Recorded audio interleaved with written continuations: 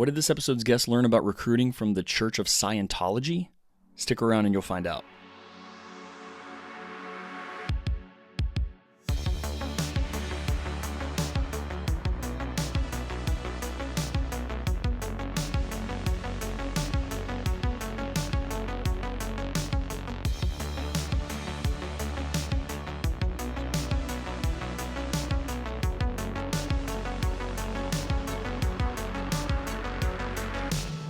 Hey everybody, welcome back to the show.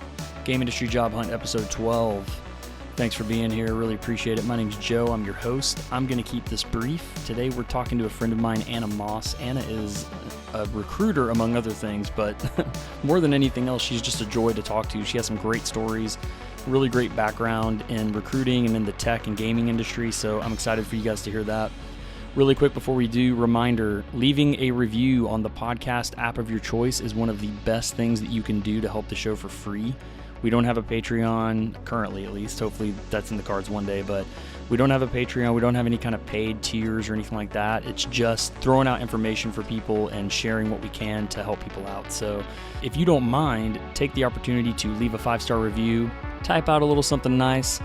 I don't know, I'm just spitballing here. Hey, the host of this show is really great, awesome voice, really funny guy, something along those lines. If you can find the time to do that, it would be greatly appreciated. Okay, with all that stuff out of the way, let's chat with Anna Moss. We are live, hot mics. Great. Yeah, so listen, I really appreciate you doing this again, Anna. It's really good to have you. Like I was saying here before we hit record, there's a lot of just really great content that I think that you're putting out on LinkedIn right now that's been super helpful and informative to me. And so that's why I wanted to get you on as soon as possible, just because, I'm sure I'm not the only one that will find it useful. So thank you again for being here. And just to, kick things off, tell us a little bit about your background and how you sort of got into gaming and tech recruiting. Cool. Thank you. Thank you so much for having me and inviting me. It's very nice. Yeah. Cool. So a little bit about myself and my background. So I started in recruitment a few years ago, and I started from life science. It was very boring. I could only do that for like about half a year, but I've learned so much from my hiring manager back in the day, and he was training us very intensively, and I was very grateful for that. He taught me a lot of bad things that are ethical things. I'm not going to mention his name, but everyone could calculate it. Go back to my LinkedIn. A lot of unethical things that recruiters can do in the agency, a lot of tricks and tips, etc. I'm not going to get into details again, but you can ask me separately about that. And after that, I thought that I really like recruitment from the perspective of what it actually supposed to be, not just agency, but internally as well. And then I decided to switch industries because I thought it depends on the industry where you're working and people that you're working with. The ethical aspect of it is driven by the vibe of the industry, right? And I always really liked games, and I played a lot of games since I was a child. I had PC and I'm Russian originally, which is weird, since I was about 5 years old. I was using my mom's PC, and it was amazing, very basic games like Pink Panther, but I loved it, okay? Don't blame me. No. I mean, hey, we've all got to start somewhere, right? And I think Pink Exactly. Panther is more than respectable, honestly. I mean, yeah. Thanks. I Absolutely. loved it. I replayed it recently. It was amazing. We like what we like, right? I mean, you like what you like. Yeah, It's yeah. just the way it is. Exactly. So I started working in games. I applied to a position with Datascope, and they hired me on the spot, basically, although I was like an hour late. It was hilarious, but they loved me. I loved them. I started working with them, and because they're so established, they had literally their hands in like everything all across the industry globally. So US, Asia, like both continents in US, Asia is a continent, even Australia, Eurasia, UK, basically, obviously, as their main touch point. It was amazing because I had a chance to work with so many different studios, with so many different things, but I was working only in programming. And within programming, I loved gameplay the most, and especially AI programmers and machine learning programmers. We actually worked with one of the AI companies. I'm not going to mention it. I'm not sure if Datascope allows me to. That actually became right now really popular after ChatGPT and OpenAI boom. But they're based in London, and now they're very famous. Back in the day, it was very difficult to recruit for them. Yeah. But yeah, I enjoyed a lot. And then I switched to in-game to do a little bit of art recruitment. And at that point, I was moving to Scotland, so I had to find a new job here in Scotland that is remote. And now I'm working at IA Connection, working remotely. When I started working at IA Connection, it was a bit tricky because I could continue working in games, and I still do that. But I'm the only person at IA Connection, so I have to be careful because Carbon and Finch company that owns AI Connection is actually Microsoft consultancy in D365. It's Okay. ERP. It's not very Okay. interesting. But they also have AI products, so I have to work with AI roles, D365 roles, and also with games roles. So I kind of have to do multiple millions of things all at the same time. Yeah, so you've got your fingers in a bunch of Uh different huh. pies, as we say, right? Yep. That's Exactly. awesome. We were talking before we hit record here, about just again your LinkedIn content, and I always find it Yeah. really interesting and full. I think the thing that really put you on my radar was the hashtag animosity post that you do on LinkedIn. Yep. For those that don't know, as your profile puts it, you expose toxic practices in recruiting, which Mm. which to me, honestly, I feel like I've more or less been lucky in the in my career of Mm. I can't really think of any experiences that I would classify as toxic with a recruiter Mm. aside from just slightly rude stuff like ghosting you or not getting back, Mm. or even Yeah. I did have one on my recent job just not show up for a call. Like we had a call set, we had talked back and forth, and then he literally ghosted on Wow. the interview, which I thought was really weird. I think most people have run into something like that, some level of Mm. toxicity or just at least slightly rude behavior from a recruiter. Talk about that a little bit, kind of, what was it about the ethics angle of recruiting that made you feel like, hey, this is something that I really need to talk about, and this is something that I feel like needs to be at the Mm. forefront of everyone's minds? Yeah, that's cool. Thank you so much for asking. Yeah, I love animosity as a hashtag. I think the first person who came up with it, I wasn't doing any posts about unethical recruitment or anything like that back in the day when I was working with programmers. But I had amazing programmer Mark. He was working at that point at Ballistic Moon. They were shipping the Quarry on PC basically because originally it's console game, and I was helping him with his job search, and he pointed out that my name sounds like animosity, basically, right? It's so I good. had It's perfect. like I had no clue. Okay, this is not my original surname. This is my partner's surname. So I didn't know that. Okay, Yeah, and so you then like inherited this yeah, and again, as someone yeah, named Joe King, and I'm not yeah, joking here, I can fully speak on great name puns, and you yeah. have a fine one. You really do. Yeah, It's good. yeah, same, likewise. Yeah, exactly. And then I think he phrased it as in like, if you do have animosity in your job search, you should contact her. And I was like, that's so cool. But then obviously when I switched from Datascope and from in-game where I was under a brand and I was under obviously someone else's command, right? Before that I was working in security, so for me it's kind of like I should hold myself off a little bit, like stop, Right. don't be Yeah. like don't expose anyone, okay? Yeah. Yeah. For sure. It's like working in AAA basically, right? You don't want to say too much on social media because it's going to come back to the brand. It always does. Always. Exactly. So when I started working at IA Connection, because ultimately I'm in charge now and I can build my own branding now without being scared, I've started without any hashtag exposing things that I just generally didn't like what recruiters do, for example, and I can see it from the backstage, as I mentioned before, when I was trained in recruitment originally, and it was like 4 weeks training. I've never heard of that one before in any other recruitment agencies. If recruiters are listening to me, you usually just go there and they tell you, okay, do recruitment. Okay. Maybe it's like a week training, very basic, but Yeah. I was intensively trained, explained everything from like 9 till 5. We were sitting there with presentation. He was amazing, explained everything to us, our manager. And I knew about all of these things, and I knew people are doing it because I can see they doing it, or we discussing it, or we encountering situations where if two agencies are working alongside, you start noticing things between each other when you talk to a client. For example, speculative submission without candidate's consent, right? So, for example, candidate is telling me, one agency, that oh yeah, I've never applied to the studio.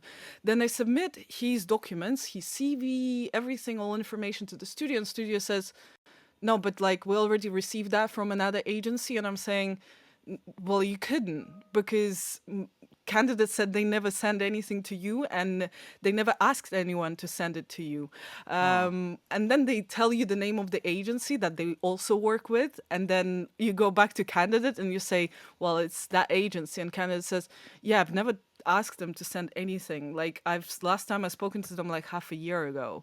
It's just Wow. they done it without my consent, basically. But that's it.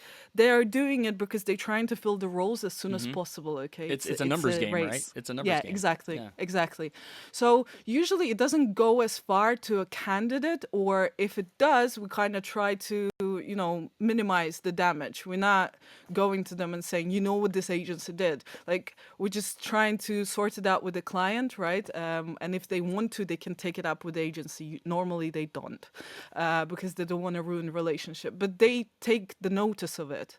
So things like that, for example, this is the best example I think that I have. But also, obviously, other unethical practices is discussing personal data with other recruitment agents or with people who you don't have terms and conditions with, gossiping about candidates, or there are candidates that had difficult life situations, right? For example, criminal records or anything like that.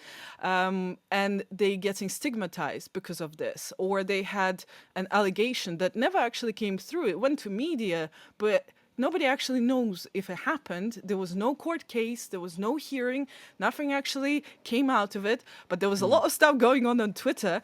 But now that person is basically stigmatized in a lot of various agencies, and they're putting it on the system saying, oh, you should be careful with this candidate. Oh, And wow. in reality, no, you shouldn't, because that happened like 10 years ago, and nothing came out of it. It was just allegations and a lot of gossip, but that affects people's lives, right? Yeah, So things absolutely. like that's how animosity came to life, basically. Me gathering all of this stuff around me, and then I started exposing it. I started exposing it without hashtag. And I wasn't doing it like, I was trying to hide names and things like that and doing a proper stories and posts on LinkedIn. It didn't go well. A lot of people started tagging that specific person that I'm talking about. And like, I would get a lot of hate for it because they would be like, how dare you? They're amazing. Or this person is amazing. I was like, okay, I can't do that. I can't like Whoops. openly, yeah, Yeah, openly yeah, either yeah. say or like semi openly say things about people or companies or agencies. So I was like, okay, not a problem. I'm gonna just make jokes about it, okay? I'm gonna make like funny videos about bad interview experiences without mentioning anyone's names, or I'm gonna make a post without mentioning anyone but make it a meme, okay? And it's like a very inappropriate thing to say. Like, for example, if you've been laid off, you don't deserve a role, because like you wouldn't be laid off if you wouldn't be programmer, for example, right? Like, Yeah, you've that's been crazy. laid off because you're like not that good, basically, right? Yeah. And it's a real life conversations, and I actually hear that from people. But nowadays, I'm not mentioning names. I'm not saying where I heard it. Okay, who told me this? I'm just making jokes out of it and doing it Yeah. this way. I think you bring up an interesting point to something that I've noticed lately, and that here in the States, there's this whole Mm. Doge thing where they're going through the American government and they're just firing people, and a lot of the conversation around that is we fired them because they were low performers. They weren't doing their jobs properly. And then there's Yeah. time and time again, you hear stories from these people saying, that's not true. My last performance review, I got great scores. So there's no way that I'm being fired because I'm not good at my job, because my supervisor in the review process told me that I'm doing a good job and there's a record of it, right? And then I know not long after that stuff started, I noticed that there was also, Meta did a bunch of layoffs. And I think there was a similar thing that happened where they sort of said, oh, yeah, these are our lowest performers. And I thought that was really weird that some of these bigger entities like Meta and the US government are now putting out things like that are calling out layoffs as performance based. And I mean, I can't speak to what kind of data Meta might have on their employees' performance and those kinds of things, but I feel like it's a good time to sort of say, reminder to everybody, just because you get laid off does not mean you did a bad job. It does not mean you're bad at your job. It does not mean that you should leave the industry and never come back. It is True. just like with recruiting itself. It's a numbers game. That's what it comes down to. I've been laid off a couple of times in my career now, and it's not fun. It's the worst, but it is very important to keep top of mind, if that's you, that it's not your fault and you didn't do a bad job. It's just layoffs happen and they suck. And everybody right now in the games industry that has the ability to lay somebody off all of a sudden seems to be thinking, oh, hey, what's the deal with laying people off? That sounds fun, and then they're just going for it. So it's bizarre. But anyway, I just felt like that made me think of that, and seemed like a good point to throw that in. But 100%. 100%. But so another, we'll just go. I'm gonna basically this show just go down through all of your LinkedIn posts that I really like, and let's talk about all of them. Right? But, I mean, I'm kidding, but you did post something. I want to say it was a week or so ago, something like that. But you posted something on LinkedIn that I really found interesting about how you went through the initial phases of the Scientology recruitment process because you were new to recruiting, and at the time you wanted to get a sense of how different organizations do it.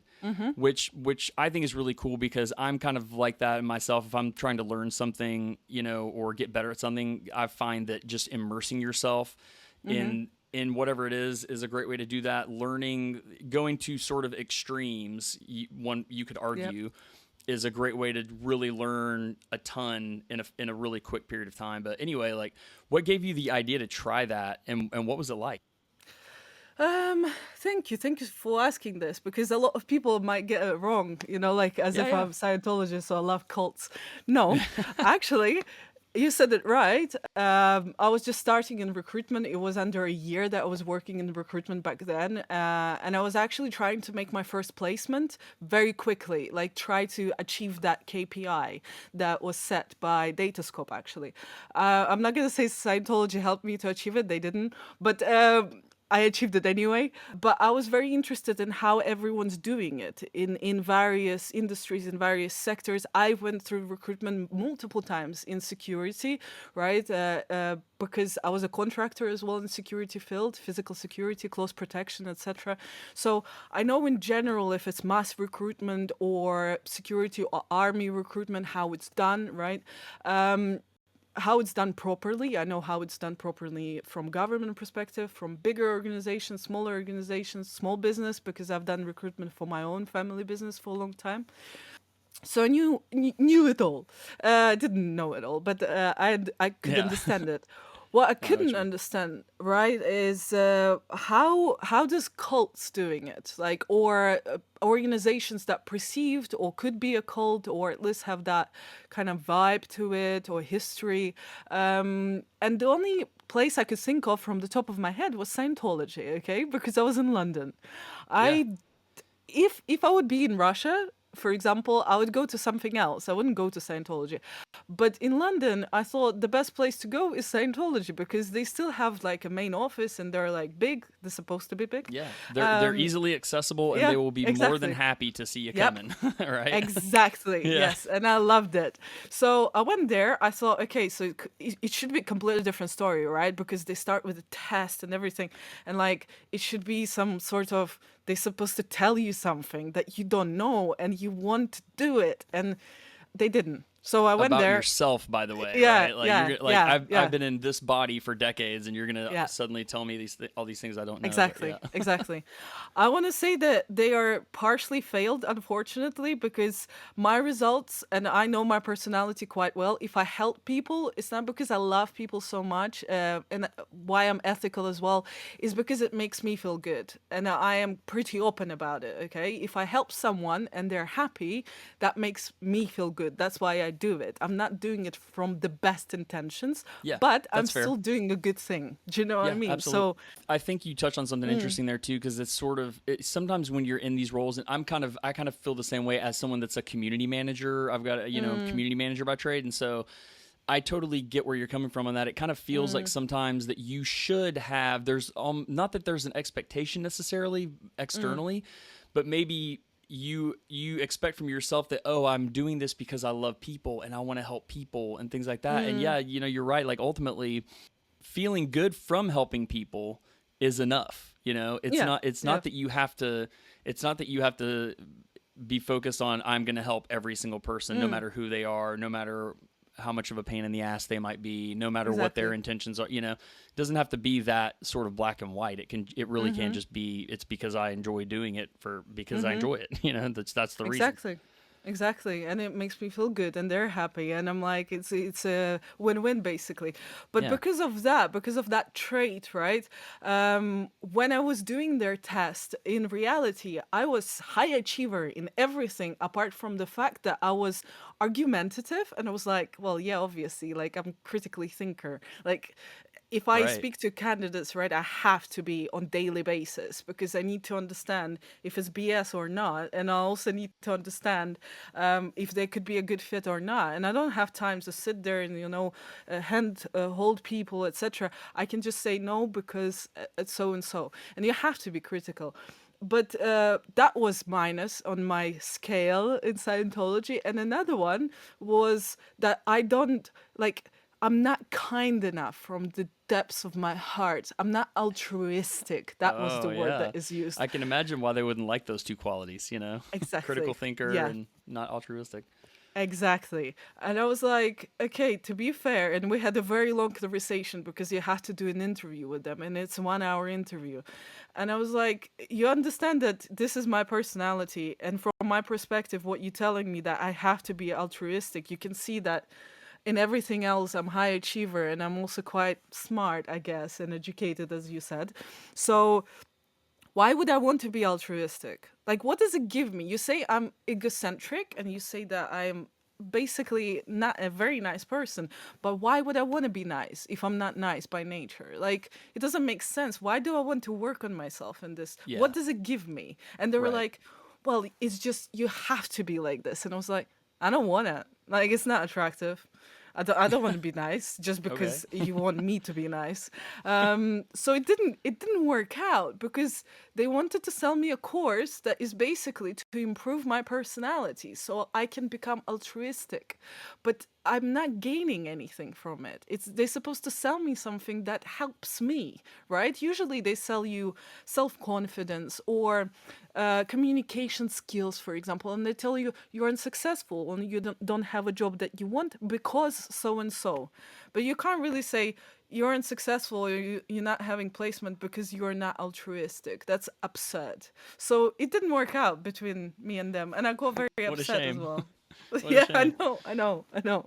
But they're nice people. That must have been so wild. Yeah, and by the way, your post was very detailed, and I encourage anybody listening to connect with Anna on LinkedIn and search Mm, down through and find the post because you included a lot of detail, mm, and it was really interesting, especially the fact they are they still to this day checking in every so yeah. often and all. Yeah, and that doesn't really surprise me at all. That story is wild. I mean, I love the idea of again, I call things like that extreme. Not that they're Mm, extreme and crazy. Like why would you do this? But I mean that from the standpoint of like that's not the kind of thing that most people would think to do. yeah. Like it's a sort of it's a little bit of an outlier idea. Like Mm, oh hey, I've just moved into this new sector of work and I'm gonna go see how Scientology does it. You know, like why not? It's Yeah, just so yeah. it's so out of left field, and I love that about it. That's my favorite thing about it is just it's like, how did you think of that? You know, it's Mm. like I mean, what gave you the idea in the first place? And was there anything that happened that sort of gave you that idea of, oh, I'm gonna go see how Scientology does recruiting, or did it just like, do you remember what that was like? Just kind of thinking about that and having that idea. Do you know what? I think I watched that documentary on Netflix about another country or something country. It's about also a cult that emerged in 60s, 70s. It's with the guru who had his own center in India. Yes, yes. Yeah. And now I think there's a, I don't know if it's the same guy, but there's also a guru that has like a, Mm. there's like a whole town in Utah or Colorado or something like that that is Mm. basically based around maybe the same thing you're talking about. And Mm. the guys passed away years ago, but Yes, yeah, the yeah, town yeah, is yeah, still there. The yeah. town is still there, and they're still very much like it's. I watched a YouTube video about it recently where these two Mm. guys kind of just went there to check it out, you know. And of course, you're Yeah. thinking, "Be careful, guys! Be careful, boys!" You know. But Yeah, yeah. yeah. Anyway, yeah. So Yeah, that was the one. And then I think, obviously, I was watching, and it's a very long documentary. It's like 5 or 7 episodes, something like this. yeah, I think Oshi, his name, or Oshu, something like that. I'm not gonna lie, I don't I can't remember. remember what his name was. I can't Um, remember. Yeah. but because it was so long and I could see the intricacies and how many people were involved and how the recruitment was happening, I was like, okay, so the whole point, it's a pyramid scheme, right? So it's a recruitment. Like, you cannot operate or do anything unless you're constantly recruiting people. So in their core business, recruitment is the main part. And I thought, okay, so who else in their core business, recruitment is the main part? I don't want to go to Herbalife. I don't think it's even exists, or somebody small. So I thought, okay, Scientology is like the biggest one. And they had an office Yeah. not far as well. It was convenient for me to Yeah, travel that after works. work. That's always Yeah. good. That works out. Yeah, I remember a couple years ago I was in LA for work for some reason, and I think I happened to drive by the Scientology Center, like the Celebrity Mm. Center out in Hollywood, and yeah, it was Ah. wild. It was a crazy huge building that just had like Scientology on the side of it, and it was Mm-hmm. insane. One thing that I love to ask everybody on the show is two-part question. What's your biggest piece of advice for job seekers? And then what's the biggest mistake that you see job seekers making? Okay. Piece of advice is please ignore the conditions of the industry. When I say ignore, I mean your personal feelings about it. Okay, Mm, okay. because especially right now in games industry, it is definitely numbers games, not like before. Okay, it's actually numbers game now. And the biggest advice that any recruiter can give you is just don't give up and keep doing it and keep building those numbers, keep strategizing and keep working. Offer something new, something innovative, do different things when you apply to jobs, connect to different people and talk about it, and a lot of networking as well, right? And never blame yourself. It's not you who's the problem, okay? It's just conditions of the industry. And that's the biggest advice ever because I see all the time, and that's what we're coming to the biggest mistake that I see people make nowadays in games industry when they're applying for jobs is that they think that they can do something magical that can correct the situation they're in. So Mm, maybe it's my CV, or maybe it's cover letter, maybe I'm not connecting with the right people or not networking correctly. There is no such thing as magic pill. There's not one advice that somebody can give you and then you're gonna get a job. It's just like recruitment from recruiter's perspective. You're gonna do 10,000 different things, and one of them can work straight away, and another can never work, and another can work only after like 6 months of you doing it. But that's exactly why you should be doing all of it at the same time. Okay, we are not good at everything we do. Some of us has worse CV, some of us better at writing covering letters, some of us better at applying to jobs, some of us are worse at the interview. But you have to do all of these things to make it happen, right? And there is not one single thing that you should be doing to make it happen, if it makes sense. no, Like, you absolutely. just Yeah. have to try everything and Yeah. keep doing it. That's the biggest thing for me that I've found in the past too is that it's so easy to get discouraged but you just have to keep going, because it really is just a matter of time. And you hear that a lot when you're laid off, and you're kind of like, well, yeah, but I'm trying this and I'm doing that, and this is a nightmare, and it is. But eventually something happens, and something works out, and it's just a matter of really finding those roles that are right for you, and networking your butt off, and getting your foot in the door however you can. And yeah, I agree too. I think once you've got your CV and your resume sort of worked out, like once you know, for me, I got my CV worked out at a certain point, and I kind of knew, okay, my resume is the problem here isn't, my resume. The problem isn't that I'm interviewing poorly, although just like anybody, I would have a bad interview here and there, right? But and I'm getting interviews, which is great. A lot of people were having that issue, but sometimes there are so many pieces that have to perfectly fall into place, and it just takes time. It really does. 100%. It's a Titanic effect. Yeah, 100%. People think that Titanic sank because of the iceberg, right? Titanic didn't sink because of the iceberg. It sank because of multiple things that happened prior to that, during the actual trip, and iceberg was the last drop, right? Yeah. But there were a lot of things that happened in between and before that, and the fire that happened at the lower parts of the ship that actually made the part of the ship much weaker than it's supposed to be, that it would hold in any other way. So it's a lot of things that happened, and it's just, it is what it is at the end of the day, and that's how it sank. So the same with job, or the same with actually placement if you're a recruiter. If you're a recruiter, you learn pretty quickly in the first, let's say, 3 to 6 months that you just have to try absolutely everything. If you want a new client, or if you want to make a placement, you have to try everything, because you don't know exactly what's actually going to work and when. So just keep doing it, and even if it's not working, just keep doing it. It doesn't matter. Just keep doing it. Yeah, what doesn't feel like it's working for one person or one company may end up working for the next one. You just never know. Yep, 100%. Yeah. So as we sort of wrap things up here, where can people connect with you and learn more about what you're up to? Just LinkedIn, honestly. LinkedIn. I've tried to expand to other social media, but it has to be different content for everything. So I'm like, I'm just LinkedIn. That's what I figured. Again, guys, if you're not connected with Anna, or at least following her on LinkedIn, make sure you do that, because again, I feel like I'm gotten really lucky with my guests on the show so far, right? And so I feel like I'm saying this every episode, but tons of great advice, great insights, and well worth the time to check out and follow. So highly recommend, guys. Thank you very much. Thank you again, Anna. I really appreciate it. It's been great talking to you, and we'll have to definitely stay in touch and do it again soon. Cool. Thank you so much. Thank you very much for having me. All right, everybody, that's going to about do it for this episode. Thank you again so much for tuning in. Really appreciate it. Don't forget to leave us a 5-star review wherever you're listening to this. It goes a long way to helping the show, and I really appreciate it. So with that out of the way, keep pushing. Have a great next couple of weeks, and we will talk to you soon.